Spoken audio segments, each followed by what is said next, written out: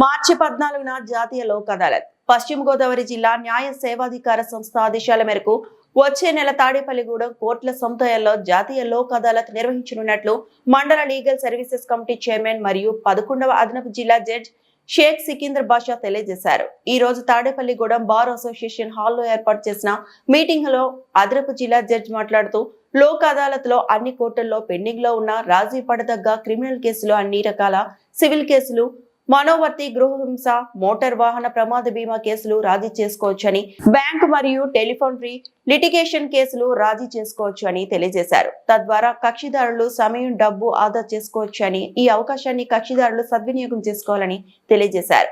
ఈ సమావేశంలో senior civil judge Shrimati K Madhavi, junior civil judge Shrimati Suryakiran, first additional civil judge Shrimati Lalitadevi, second additional civil judge Annamani, bar association president S Vijayakrishna, secretary ఇంకా న్యాయవాదులు పాల్గొన్నారు.